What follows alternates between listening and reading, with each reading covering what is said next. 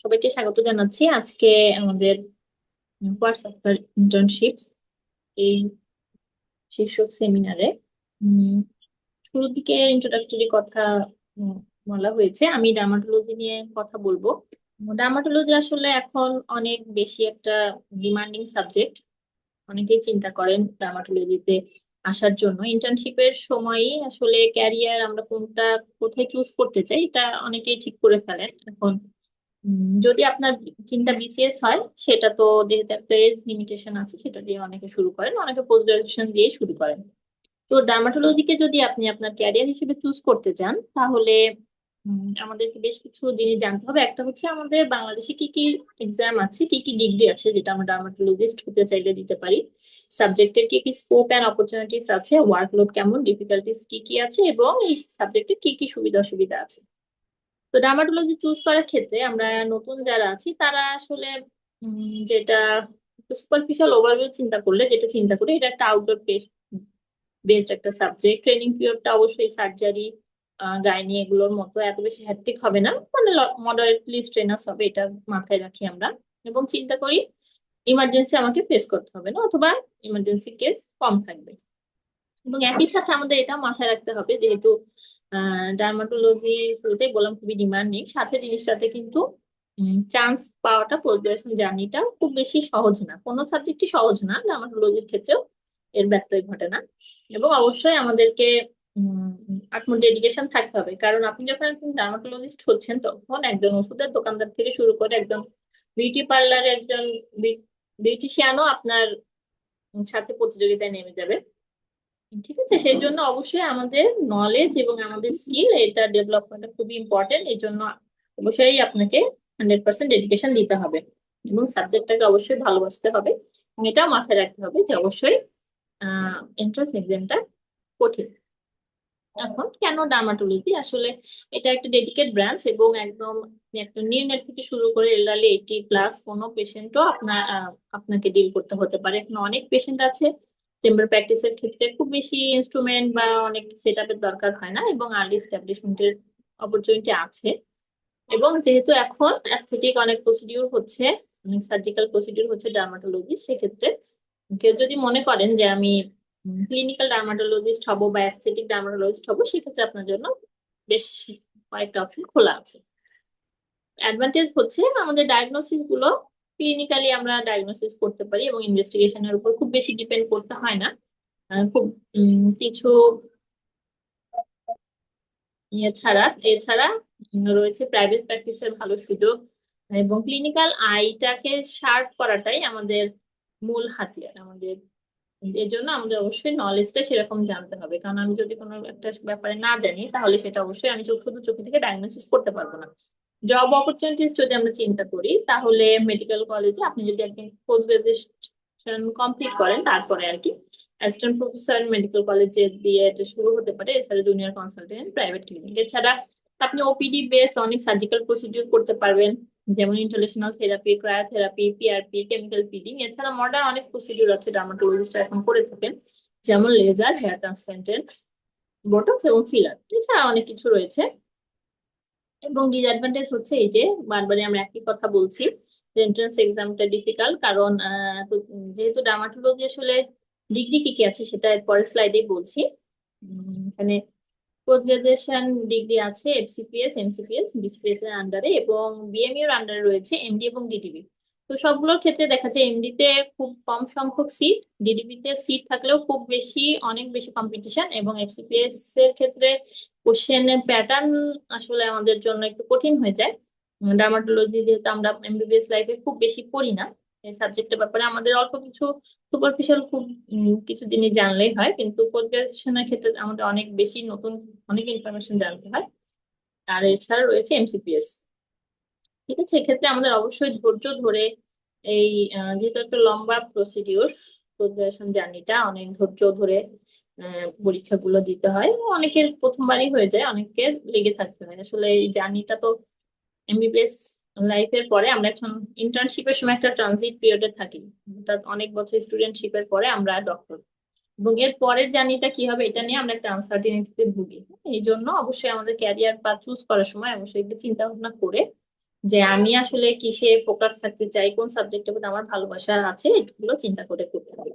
প্রদর্শ ডিগ্রির কথা বললাম, এছাড়া অনেক ধরনের কোর্স আছে, সেগুলোর ব্যাপারে আমরা না বলি। এফসিপিএস এর ক্ষেত্রে এটা আমাদেরকে তিনটা পরীক্ষার মধ্য দিয়ে যেতে হয়। একটা হচ্ছে এফসিপিএস পার্ট ওয়ান, যেটা এন্ট্রান্স এক্সাম, এবং পার্ট ওয়ান পাশ করে গেলে এরপর কোর ট্রেনিংটা হয়ে গেলে মিড টার্ম, এবং এরপরে 3 বছর পরে ফাইনাল। মানে মোট 5 বছরের ট্রেনিং করতে হবে, এবং এটা আপনারা ইন্টার্নশিপের পরে বিএমডিসি পার্মানেন্ট যে সার্টিফিকেট সেটা পাওয়ার পরে পরীক্ষা দিতে পারবেন। এমসিপিএস যেটা, সেটা পরীক্ষা দিতে হলে আপনাকে পাশ করার 5 বছর পর্যন্ত অপেক্ষা করতে হবে, পরে দিতে পারবেন। এবং এটা দেওয়ার কিছু ক্রাইটেরিয়া আছে। মেন ক্রাইটেরিয়া হচ্ছে আপনার ডিসিপিএস এর যে ইনস্টিটিউশন গুলোতে ট্রেনিং কাউন্ট হয়, সেখানে মিনিমাম 2 বছরের ট্রেনিং থাকতে হবে। আর যদি কার ডিডিবি করা থাকে, তাহলে সে ডিরেক্টলি এমসিপিএস এ অ্যাপিয়ার করতে পারবে। এরপর এমডি এবং ডিডিবি এদের কোর্স কারিকুলাম মোটামুটি সেম, মানে পড়াশোনা এন্ট্রান্স এক্সামটা আর কি। এটার সিলেবাস মার্ক যেটা ইউজুয়ালি এমডি 200 মার্কসের হয় এবং ডিডিবি 100 মার্কসের। এবং এমডিটা হচ্ছে 5 বছরের।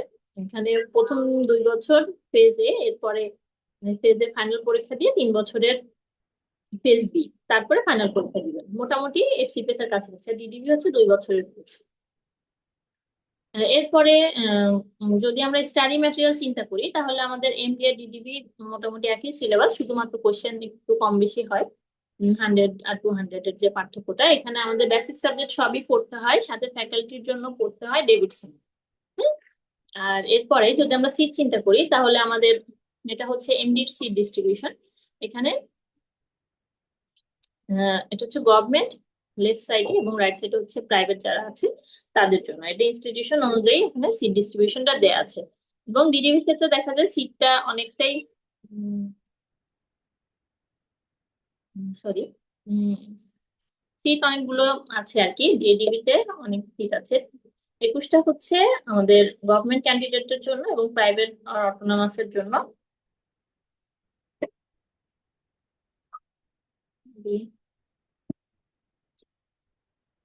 রয়েছে 22টা সিট। ঠিক আছে। এরপর এফসিপিএস নাম আমরা একটু বলি।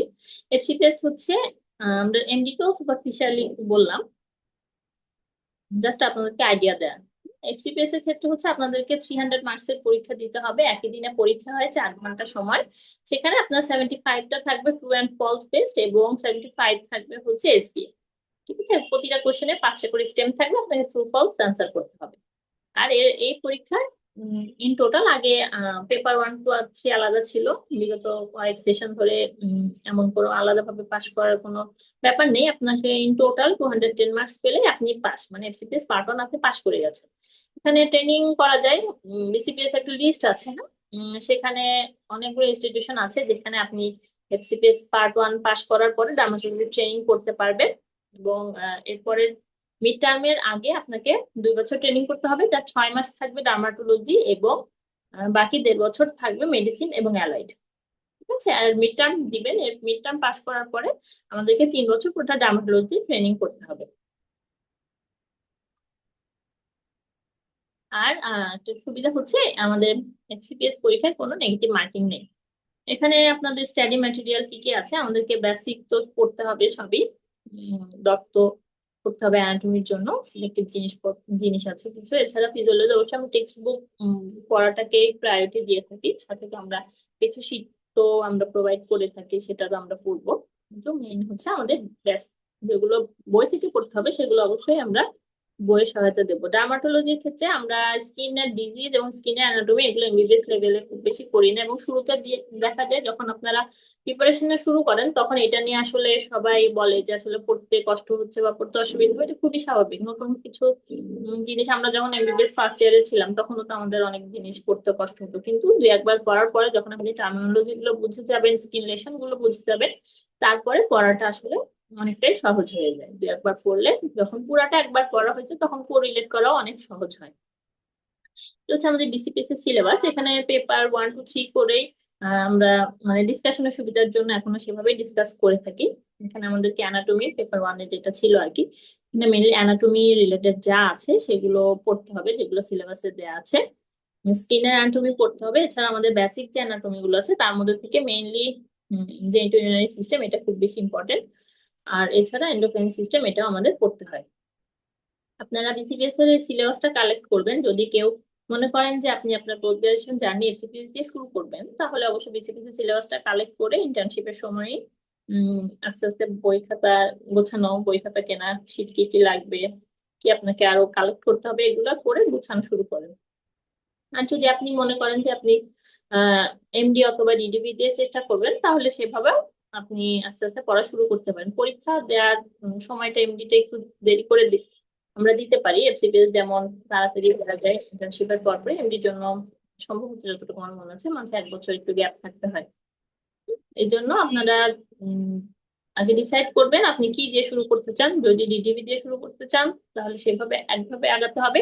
আর যদি এফসিপিএস দিয়ে শুরু করতে চান সেভাবে আগাতে হবে, কারণ দুইটা সিলেবাস কিন্তু টোটালি ডিফারেন্ট। হ্যাঁ, এখানে একটা পড়লে আপনি বেসিক দিয়ে অনেক কিছু কাভার হবে অন্যটায়, কিন্তু পার্ট ওয়ানের ক্ষেত্রে আপনাকে অনেক কিছুই কিন্তু নতুন করে পড়তে হবে। আচ্ছা, এটা পার্ট ওয়ানে, এটা আমাদের সিলেবাস যেটা বললাম অ্যানাটমি। একটু আপনার সিলেবাসটা দেখবেন, তাহলে বুঝতে পারবেন যে আসলে কি কি পড়তে হবে। প্রতিটা লাইন ধরে পড়বেন। পেপার টু তে মেইনলি আমাদের ফিজিওলজি, ফার্মাকোলজি, বায়োস্ট্যাটিস্টিক্স এগুলো নিয়ে আলোচনা করা হয়। সাথে আমাদের স্কিনের যে text book Andrews disease of skin, এই বইটা থেকে আমাদের কিছু ক্লিনিক্যাল কন্ডিশন এগুলো পড়তে হয়, যেটা পেপার ওয়ানেও ছিল, পেপার টু, পেপার থ্রি সব জায়গায় থাকবে। এখানে যেমন আমাদের ফার্স্ট দুইটা পয়েন্ট, সরি, ফার্স্টটা হচ্ছে আমাদের হিস্টোলজি এবং স্কিনের কিছু সেলের ডিফারেন্সিয়েশন আছে এই রিলেটেড। পরবর্তী টপিক টু থ্রি এগুলো আবার আমরা যে ডার্মাটোলজির যে ক্লিনিক্যাল বই আছে সেখান থেকে পড়বো। ঠিক আছে, ড্রাগ থেরাপি ডার্মাটোলজি এটা আমাদেরকে আলাদা পড়তে হয়, কারণ আমরা ডার্মাটোলজি ড্রাগ তো আর এমবিবিএস লাগে ফার্মাকোলজিতে খুব বেশি পড়ি না। এটার জন্য আমরা কিছু বই এবং কিছু শীটের সহায়তা নিয়ে থাকি। মেডিকেল স্ট্যাটিস্টিক্স এটা আমাদেরকে খুব ভালো করে পড়তে হবে।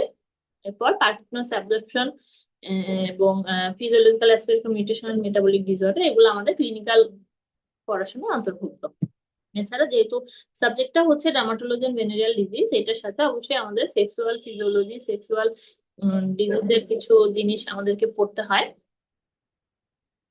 যদি আমরা পার্ট ওয়ান দিব আর কি চিন্তা করি। এরপরে আমরা এই এই ভেতরের জিনিসগুলো আপনারা একটু দেখবেন। মেডিকেল স্ট্যাটিস্টিক্স খুব ভালো করে বুঝে বুঝে পড়তে হয়। আসলে অনেক ইনফরমেশন আছে, যদি আমরা গদ বাঁধা মুখস্থ করে বার করার চেষ্টা করি তাহলে অনেক সময় কঠিন হয়ে যায়, এই জন্য বুঝে পড়তে হবে।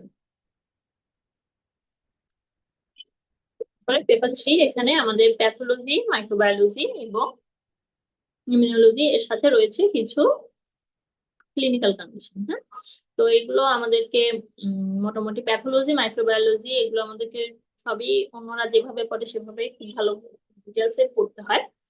এর সাথে আমাদের এসটিডি, সাইকোডার্মাটোলজি এগুলো পড়তে হয়।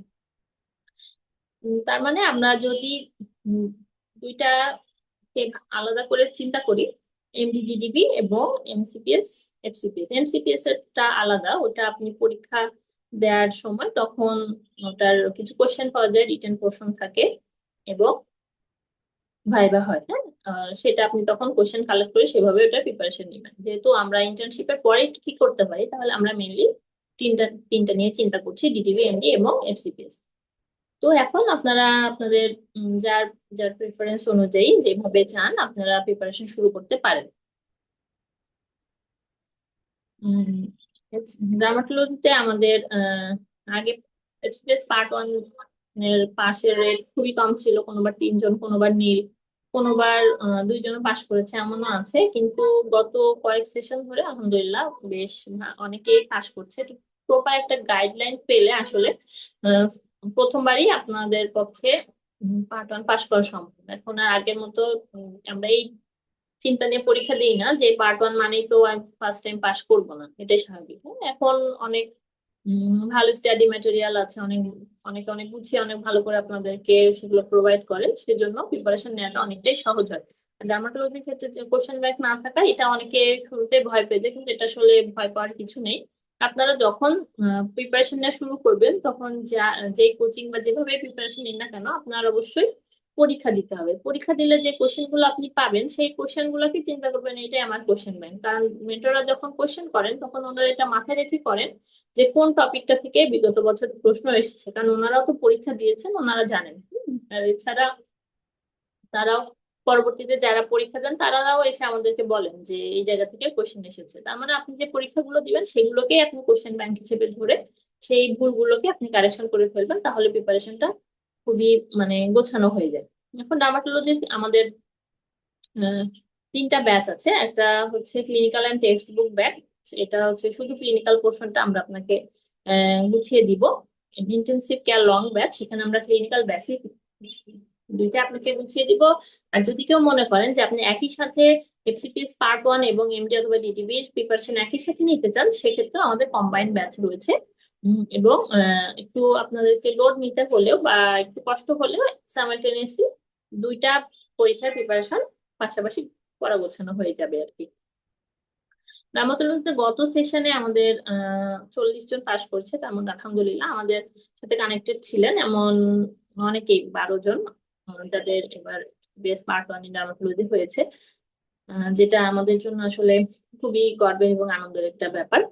তো ডার্মাটোলজি আসলে সাবজেক্টটা কঠিন বলে যে আমাকে দিয়ে হবে না, বা সহজ হলেই যে আমাকে দিয়ে প্রথমবারই হয়ে যাবে, ব্যাপারটা এমন না। আপনি যদি মনে করেন যে আপনি ডার্মাটোলজিস্টই হতে চান এবং সেভাবেই এখন থেকে পড়াশোনা শুরু করুন। ইন্টার্নশিপের অনেক হ্যাট্রিক সময় যায়, তারপরেও লিস্ট স্টাডি ম্যাটেরিয়াল গুলো যদি আপনার গোছানো থাকে, অল্প অল্প পড়া থাকলে সেটা পরবর্তীতে আপনাদেরকে বেশ ভালো একটা সুফল বয়ে এনে দিবে আশা করি। সবাইকে অসংখ্য ধন্যবাদ। এর পরবর্তীতে যদি আপনাদের কোনো প্রশ্ন থেকে থাকে তাহলে আপনারা আনমিউট হয়ে জিজ্ঞেস করতে পারেন। আসসালামু আলাইকুম আপু। ওয়ালাইকুম আসসালাম, জি আপু বলুন। আপু আমার দুটো প্রশ্ন আছে। একটা জি। হচ্ছে যে যখন কোর্সে থাকাকালীন সময়ে ডিউটি গুলো কিরকম থাকে, বা কোর্সের ট্রেনিং পিরিয়ডটা কিরকম থাকে, অন্যান্য মেডিসিন অ্যালাইডের সাবজেক্টের মতন কিনা, এক নাম্বার। আর দুই নাম্বার প্রশ্নটা, যদি ওই যে ইভিনিং শিফট বা নাইট শিফট এগুলো থাকে কিনা, থাকলে কি ডার্মাতেই প্লেসমেন্ট থাকে কিনা, এই দুটো জিনিস আমি একটু জানতে চাচ্ছি। আচ্ছা আপু, আপনি এফসিপিএস এরটা জানতে চাচ্ছেন তাই তো? জি, আচ্ছা, দুটো বললেই ভালো হয়, মানে এমডি এফসিপিএস জি। যেটাই একটু জানতে চাচ্ছিলাম। এমডিএফসিপিএস এটার ক্ষেত্রে আপনাকে যদি আপনি এমডি চিন্তা করেন তাহলে আপনার ট্রেনিং পিরিয়ডটা হবে অন্য যে সকল মানে অন্য যে সকল ফ্যাকাল্টি ট্রেনিং যেরকম হয় ঠিক সেই রকম। হ্যাঁ, ফেজ এর আগে আপনাকে সম্ভবত ডার্মাটোলজিতে, যেহেতু আমি এমডিতে না আমি এফসিপিএস তে আছি, তবুও আমি জানি যে ডার্মাটোলজিতে প্রথম 1 মাস প্লেসমেন্ট থাকে, পরবর্তী পুরোটা সময় আপনাকে ইন্টারনাল মেডিসিন সাথে কিছু অ্যালাইড যেমন রিমাটোলজি, নেফ্রোলজি, এই জায়গাগুলোতে আপনার প্লেসমেন্ট থাকবে। এটা হচ্ছে এমডি তে। এবং সেক্ষেত্রে যখন আপনি ইন্টারনাল মেডিসিনে থাকবেন ইনস্টিটিউশন অনুযায়ী আপনাকে অবশ্যই ইভিনিং করতে হবে। নাইট ইউজুয়ালি মেয়েদের করতে হয় না, কিছু কিছু এখন এটা আসলে ইনস্টিটিউশনের উপর ডিপেন্ড করছে যে আপনি আসলে কোথায় চান্স পেয়েছেন। যতটুকু জানি মেয়েদেরকে নাইট করতে হয় না, সেটা এফসিপিএস এর ক্ষেত্রেও এবং এমডি এর ক্ষেত্রেও। এফসিপিএস এর ওকে আপু, ক্ষেত্রেও অন্য এফবিপিএস এর ক্ষেত্রে আপু মানে ইভিনিং শিফটে থাকলে কি ডার্মাতে প্লেসমেন্ট হবে নাকি হ্যাঁ, মেডিসিনে প্লেসমেন্ট হবে? না যখন আপনার ওই যে ট্রেনিং পিরিয়ডটাতে তো ভাগ করে দেয় 1 মাসের মধ্যে যে ট্রেনিংটা এমডিতে এবং 6 মাসে যে ডার্মাটোলজি, হ্যাঁ ডার্মাটোলজি এফসিপিএস এ, এই সময়টাতে আপনার ইভিনিং থাকলে সেটা ডার্মাতেই থাকবে। পরবর্তীতে আপনার সেই জায়গায় প্লেসমেন্ট শুরু শেষ হয়ে গেলে আপনি যখন মেডিসিনে চলে আসবেন তখন আপনার রোস্টারটা একদম মেডিসিন অন্যান্য ট্রেনিংদের মতোই হবে। আপু এফসিপিএস এও কি অন্য মানে ডিপার্টমেন্টে আমাদের শিফট হয়, মানে আমি এটাই জানতে চাচ্ছি। হ্যাঁ আপু, এফসিপিএস এর ক্ষেত্রে আপনি 6 মাস ট্রেনিং করবেন ডার্মাটোলজিতে, এরপরে 1.5 বছর আপনাকে ট্রেনিং করতে হবে মেডিসিন অ্যান্ড অ্যালাইডে।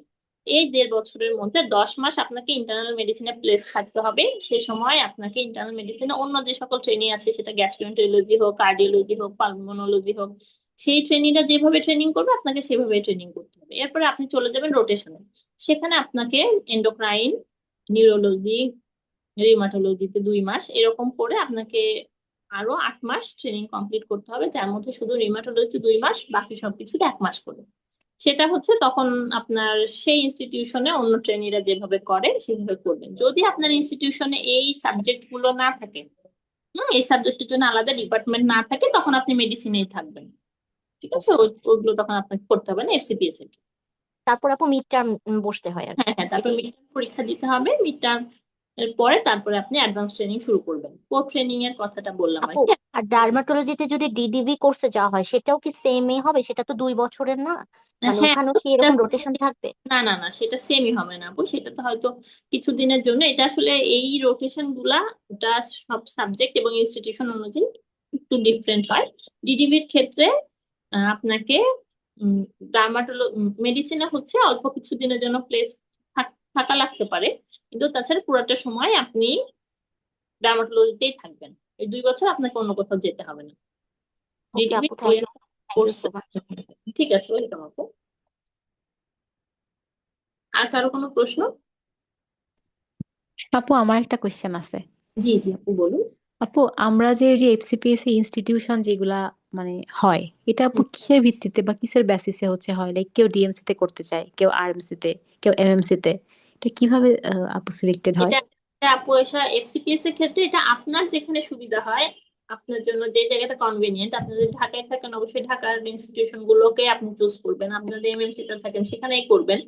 আর বিসিপিএস মাঝখানে 2টা সেশনে তারা অ্যালোকেশন করে দিয়েছিল আর কি, বিসিপিএসই ঠিক করে দিয়েছিল যে কে কোথায় ট্রেনিং করবে। সেটা অবশ্য এখন আবার বাতিল হয়ে গেছে, এখন পরবর্তীতে সেটা আবার ব্যাক করবে কিনা এটা আমরা জানি না। সেই ক্ষেত্রে বিসিপিএস আপনাকে সিলেক্ট করে দিবে যে আপনাকে এখানে আপনাকে চয়েস করতে দেখাবো, সেই চয়েস লিস্ট থেকে আপনি ফার্স্ট সেকেন্ড থার্ড এই চয়েসের মধ্যে আশা করি পেয়ে যায়, ম্যাক্সিমাম পেয়ে যাবেন। আর যদি না হয় তাহলে পরবর্তী যে চয়েস আছে সেখান থেকে পাবেন। আসলে ডার্মাটোলজি তো মানে আমাদের সব জায়গায় অনেক মেডিকেল কলেজেও ডার্মাটোলজি ট্রেনিং কাউন্ট হয় না, এই জন্য আপনাকে খুব পেরিফেরিতে যেতে হবে না। কিন্তু আপনি আপনার সুবিধা মতো পেতে পারেন, এটা এখনই বলা যাচ্ছে না। আশা করি আর ওই আমাদের অ্যালোকেশন সিস্টেম আর ফেরত আসবে না। যদি ফেরত না আসে তাহলে সাধারণ নিয়ম অনুযায়ী আপনার আশেপাশে আপনার জন্য যেখানে সুবিধা হবে আপনি সেখানেই করবেন। এখন কোথায় শেখার সুবিধা ভালো, কোথায় কাজের সুবিধা ভালো, কোথায় একাডেমিক পরিবেশ আছে, এগুলো আপনাকে একটু খোঁজ খবর নিয়ে তারপরে ট্রেনিং শুরু করতে আচ্ছা আচ্ছা। আর আপু মানে হবে। এই যে ব্রাঞ্চে এক্সাম দিলে কি, এফসিপিএস দিলে কি এখানে পাস রেটটা খুব কম? মানে এরকম যে মানে মাদার সাবজেক্ট এফসিপিএস দিলে পাস রেট বেশি, ব্রাঞ্চে দিলে কম? ব্রাঞ্চে নর্মালি মানুষ এমডি এমএস এগুলো দেয় আর কি। তো এরকম কি কিছু আছে যে এফসিপিএস ব্রাঞ্চে দিলে হচ্ছে পাস রেট কমে যায়? না আপু, ডার্মাটোলজির কথা যদি জানতে চান তাহলে ডার্মাটোলজি আসলে পার্ট 1 পাস করাটাই কঠিন, কিন্তু এছাড়া আচ্ছা আচ্ছা। পরবর্তী যেগুলো আছে সেগুলোতে পাস রেট আলহামদুলিল্লাহ ভালো। ডিডিবিতেও ফাইনালে পাস রেট ভালো, এমডিতেও পাস রেট ভালো, এবং এফসিপিএস মিড টার্মও মোটামুটি আলহামদুলিল্লাহ যারা রিটেন পাস করে যান তারা দেখা যায় অসপি যে পোর্শনটা আছে পরবর্তী পোর্শনটাও উতরে যান আর কি। শুধু আচ্ছা এন্ট্রান্স এক্সামটাই ডার্মাটোলজিতে বেশি কঠিন, সবটাই কঠিন, কিন্তু অন্যান্য সাবজেক্ট যেমন আছে যে পাসই করে না, 2-1% পাস করে সেরকম না, তুলনামূলক আচ্ছা আচ্ছা। পরবর্তীতে পাস। ঠিক আছে, থ্যাংক ইউ থ্যাংক ইউ। ঠিক আছে, ওয়েলকাম। ঠিক আছে তাহলে আমাদের। আসসালামু আলাইকুম। জি হ্যালো বলেন। জি আপু, যদি একটু কষ্ট করে আরেকবার বলতেন যে এফসিপিএস এর মানে পুরা ট্রেনিং কোর্সটা কেমন হয় সাধারণত, মানে কত বছরের আর কত বছর মেডিসিন এন্ড অ্যালাইডে থাকতে হয় আর কত কত বছর ডার্মাটোলজিতে? আচ্ছা, আমার এফসিপিএস এর ক্ষেত্রে আমি ট্রেনিংটাকে 2 ভাগে ভাগ করছি। প্রথম 2 বছর কোর ট্রেনিং, ঠিক আছে, পরবর্তী 3 বছর হচ্ছে অ্যাডভান্স ট্রেনিং। কোর ট্রেনিংটা হচ্ছে 6 মাস আপনাকে ডার্মাটোলজিতে থাকতে হবে এবং 1.5 বছর থাকতে হবে মেডিসিন অ্যান্ড অ্যালাইডে। মেডিসিন অ্যান্ড অ্যালাইডের মধ্যে 18 মাসের 10 মাস আপনি থাকবেন ইন্টারনাল মেডিসিনে, শুধুমাত্রই মেডিসিন। এবং পরবর্তীতে 8 মাস আপনাকে 7টা সাবজেক্টে রোটেশনে যেতে হবে, যার মধ্যে endocrine, neurology, psychiatry, rheumatology, cardiology, hepatology, ঠিক আছে, নেফ্রোলজি, এই গেল। এগুলোর মধ্যে আপনাকে সবগুলোতে 1 মাস করে থাকতে হবে, শুধুমাত্র রিমাটোলজি 2 মাসের প্লেসমেন্ট থাকবে। এরপরে আপনি মিড টার্ম পরীক্ষা দিবেন। মিড টার্ম পরীক্ষা দেওয়ার পর আপনাকে বাকি 3 বছর আবার অ্যাডভান্স ট্রেনিং করতে হবে। সেই অ্যাডভান্স ট্রেনিং এর মধ্যে পুরাটাই ডার্মাটোলজি আপনাকে পড়তে হবে, মানে ডার্মাটোলজি ট্রেনিং এ আপনাকে করতে হবে, সেখানে আর কোনো অন্য রোটেশন থাকবে না। ঠিক আছে আপু? ঠিক আছে আপু, থ্যাংক ইউ। ওয়েলকাম আপু।